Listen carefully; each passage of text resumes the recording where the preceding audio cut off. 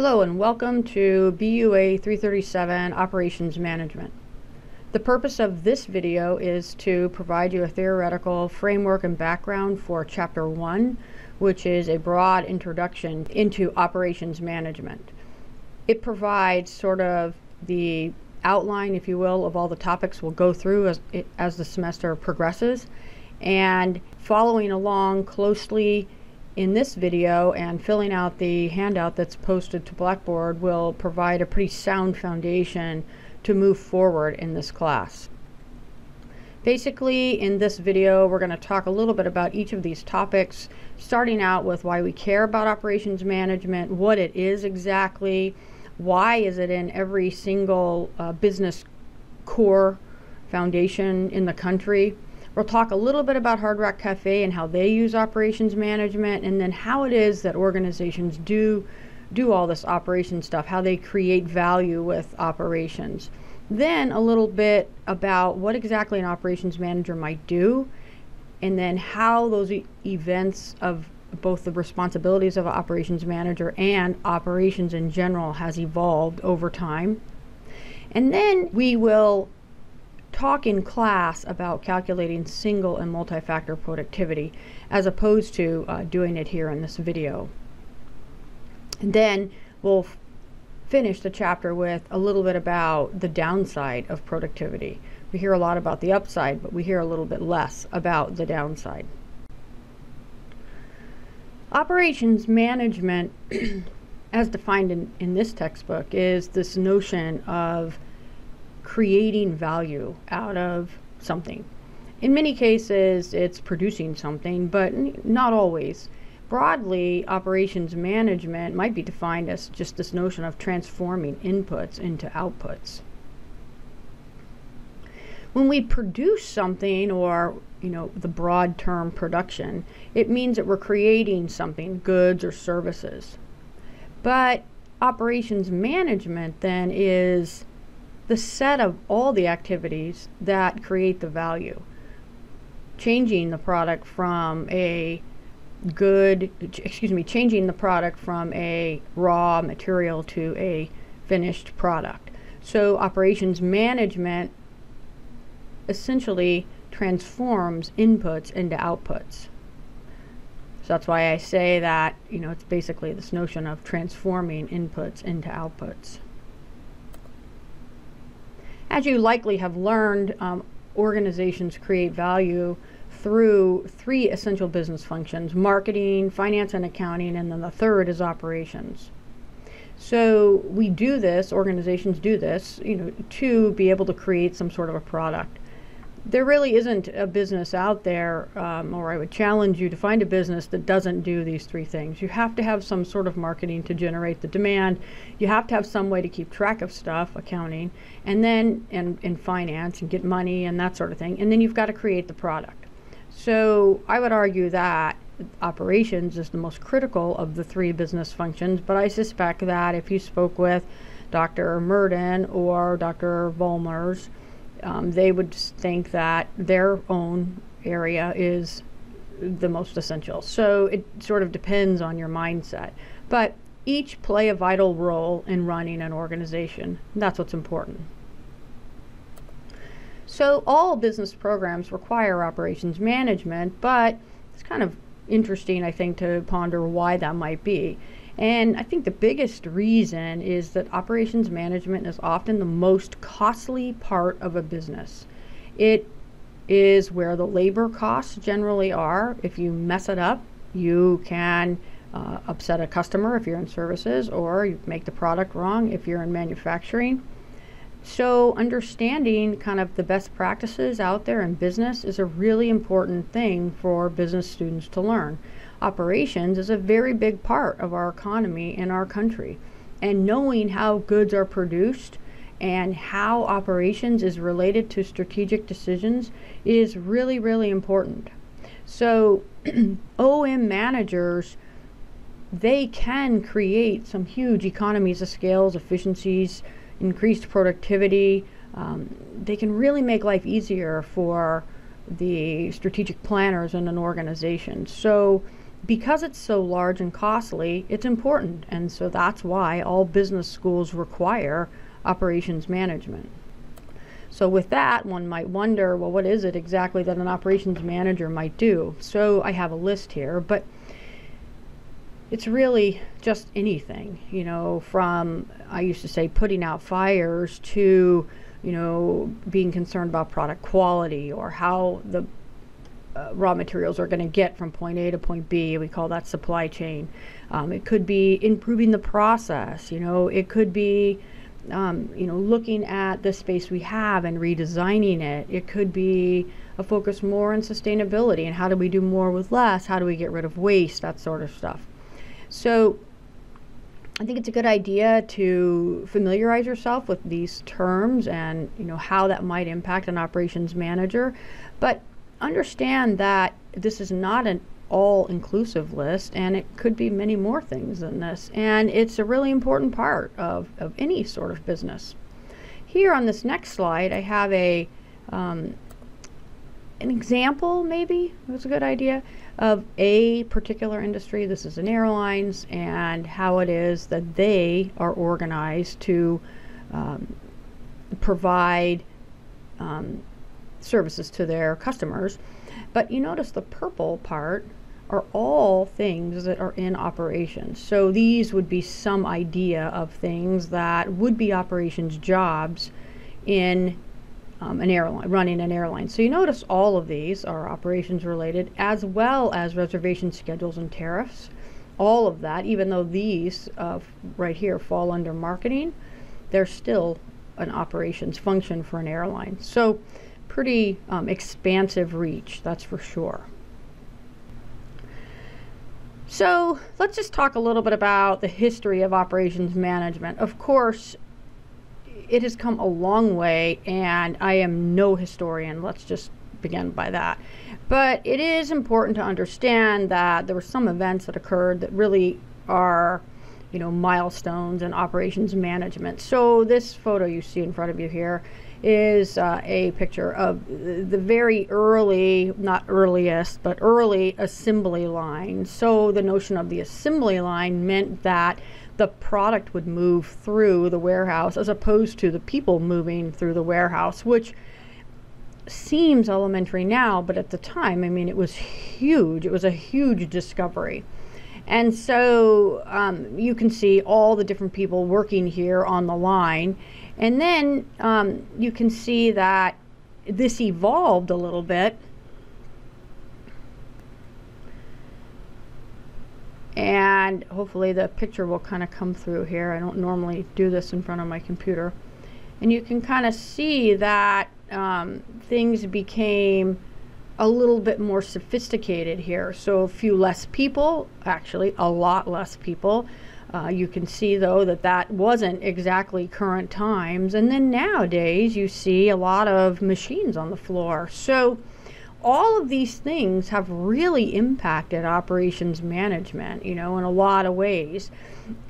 Some people say that, you know, we do away with our jobs and replace them with robots, but the thing you got to keep in mind is that the jobs were not exactly, you know, super stimulating and interesting jobs, and robots are way better at doing the same task over and over than humans are. So let's just take a look at this. So this is, I cut this out of your textbook. It's a very good idea to read through the pages that precede this and about this.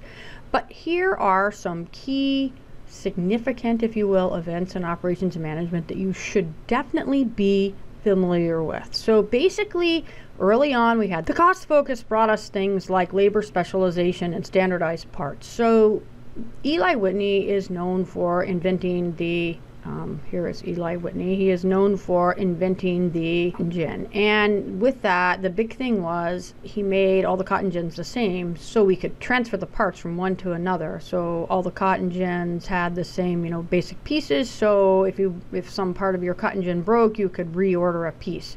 So again, seems really elementary, but back in the day, this was really important. So I want to tell you a little bit about each of these things, but this provides a nice summary here.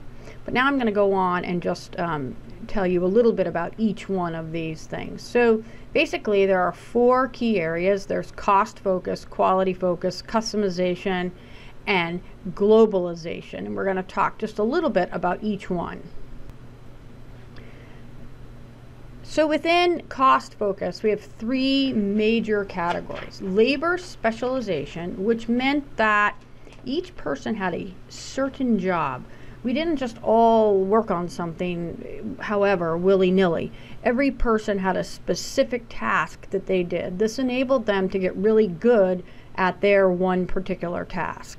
Scientific management is another important thing that occurred in this era, and that is this notion that we need to give people standardized tools and look at the work methods. So we need to be more mindful of how it is people are doing things, as opposed to just assuming they do it right.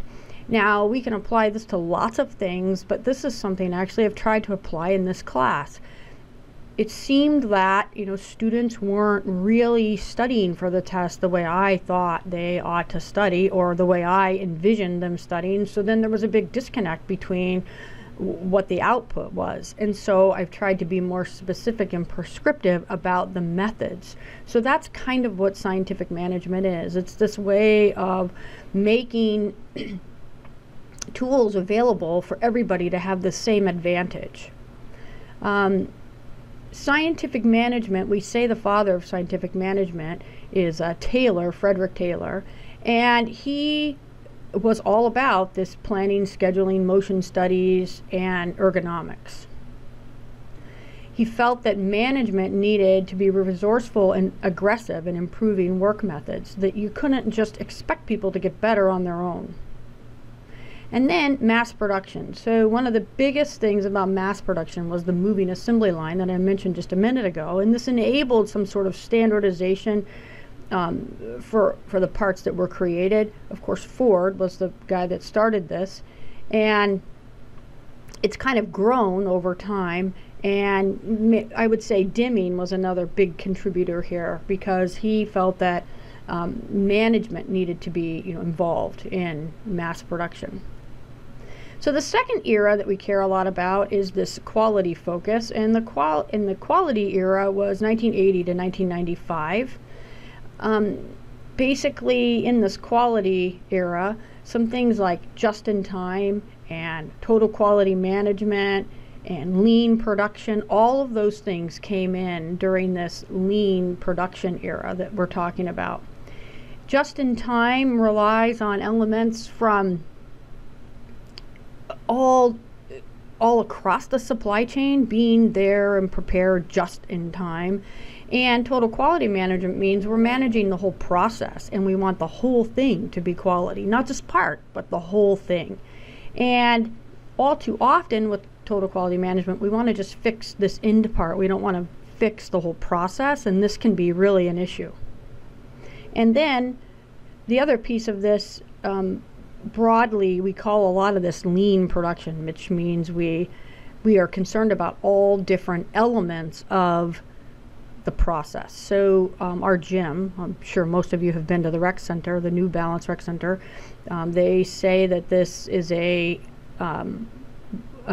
building that was produced to fit a whole bunch of standards. So it would be kind of considered a lean production, meaning that, the faucets give less water, they use less electricity, there's a whole array of things that fit in this lean production. The next era that we're concerned about is this customization focus. And customization is sort of near and dear to my heart, because that's really very much in my lifetime. 1995 to 2005. Not only is it in my lifetime, it is since I've been teaching operations. So mass customization means that we are able to mass produce items in a customized fashion. And we can think about a lot of different examples of that. We do this with cars, like for example, Scions. You can say, hey, I want it to have a blue light underneath the back seat, and whatever. There's all these things you can customize about your car, and This is considered mass customization. Another place we see this is in the bookstore, when you go in there and there's all these sweatshirts that say "Humane." Again, mass customization. So we all see this all the time. It's everywhere, and it really is relatively new. I give in class lots of times this example that when I was in college, which wasn't that long ago, I don't think, 1980, I guess it probably seems like a long time ago to you guys, you could not go in the bookstore and buy a shirt with the name of the school on it. There was no such thing, because we hadn't gotten to mass customization yet. Now, the final stage is this globalization focus. And within that, we just need to think about how we are such a global world now, and everything we do has a global impact. We can't, it's hard for us even to get our heads around the huge impact of globalization. So it's cheaper for us to get stuff. We can go on the internet today and order something, and it'll come from China literally within days. But that has an impact, and that globalization focus has impacted our workways here in our country, right? It makes it cheaper to send products offshore to be produced, but it also has an impact on our environment. So while globalization is a great thing and makes life a lot easier for us, it also has kind of a downside. I mean, as does many of the things in operations, but I want you to kind of just keep that in the back of your mind. I'm going to come back to that in a little bit.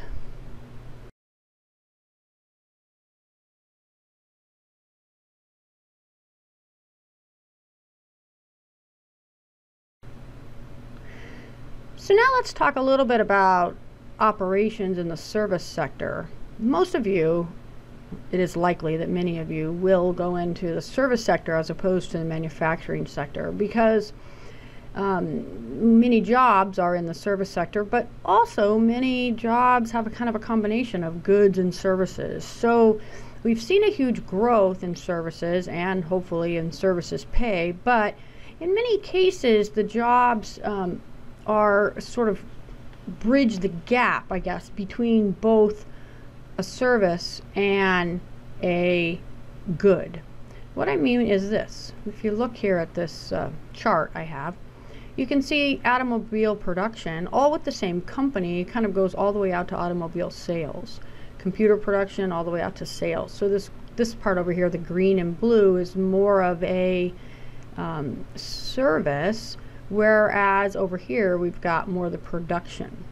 So you notice, like auto repair, there is a small amount that really is just a good or a production, right? You know, fixing the part, fixing the car, taking the old part out, putting the new part in. But a big part of auto repair is kind of the service behind it.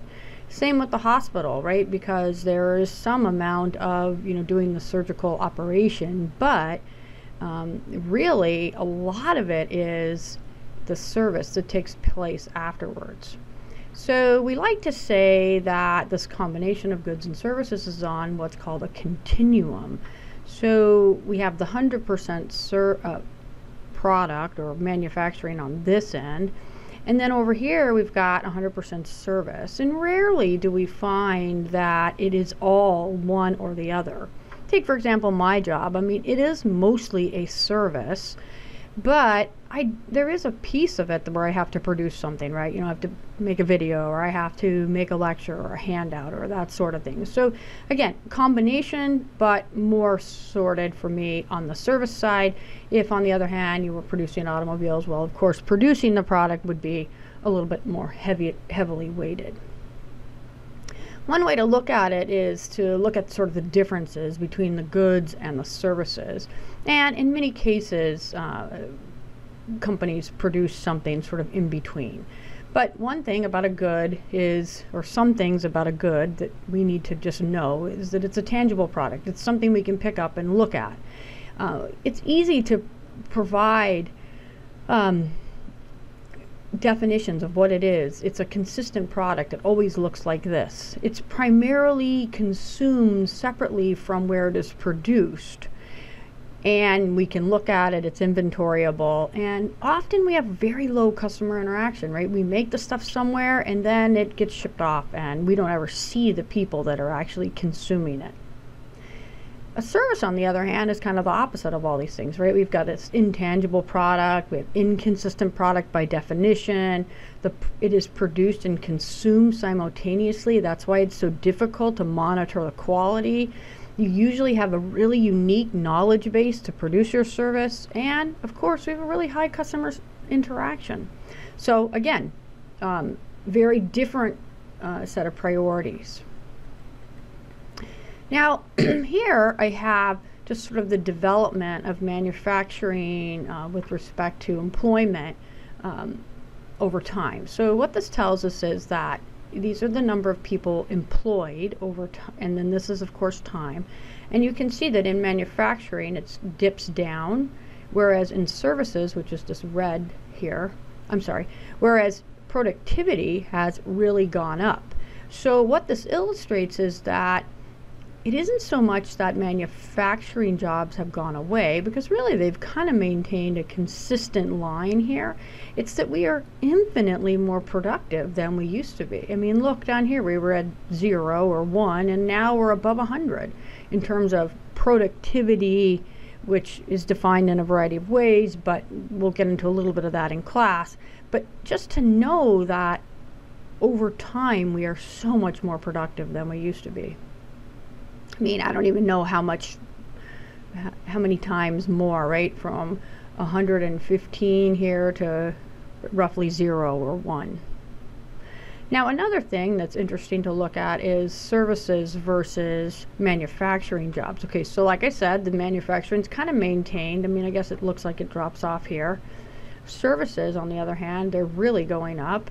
And then agriculture, of course, we know is going down. So these are some interesting charts, if you will, to sort of think about jobs in the future. As you look out towards jobs and what you might do with your life, this is kind of an interesting chart.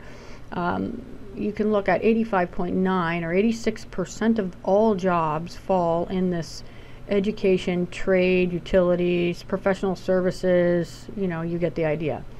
Interesting to note, though, that professional business services, so that's consulting, accounting firms, that's 21%. And then the next one down would be this public administration. So these are just examples, whereas these manufacturing jobs are much less. So just sort of an interesting aside. Service pay is something I'm pretty passionate about. I do a lot of research on pay and workers and equality and that sort of thing. And so I like to just point this out. In the textbook it talks about 42%, it says specifically 42% of service workers receive an above average wage. Yet 14 out of 33 service industries pay below average. And retail only pays 61% of the national average.